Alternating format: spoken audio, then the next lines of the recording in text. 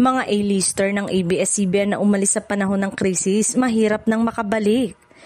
Isa sa pinakamabigat na yugto sa kasaysayan ng ABS-CBN ay ang sabayang pagsabog ng pandemya at pagkawala ng prangkisa ng Kapamilya Network.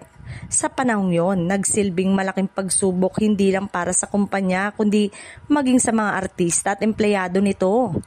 Ngunit sa gitna ng krisis, marami ang nakapansin na ilang A-lister celebrities ang piniling lumayo sa network. Mailan na nagdesisyon na lumipat sa ibang istasyon habang ang iba na may pansamantalang umatras sa spotlight upang maghintay ng mas malinaw na oportunidad. Ayon sa mga loyal na Kapamilya fans, tila iniwan ng ilan ng ABS-CBN sa oras na mas kailangan sila ng istasyon.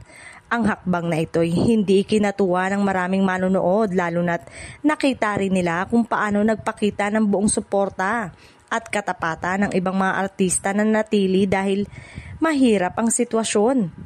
Sa kabilang banda, may rason din na mga umalis.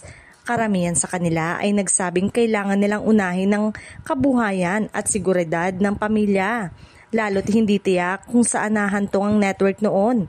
May mga alok din mula sa ibang istasyon na hindi nila tinanggihan. Ngayon, habang muling lumalakas ang ABS-CBN at patuloy na gumagawa ng ingay ang mga Kapamilya show sa iba't ibang platform, usap-usapan kung ang iniwang A-listers ay may puwang pa bang makabalik. Para sa maraming fans, mahirap na muling maibalik ang tiwala lalo't marami ng bagong muka at loyal stars na nangunguna sa primetime at ibang-ibang proyekto. Ang mga umalis kahit gusto mang bumalik ay mahirap nang makahanap ng parehong init ng pagtanggap.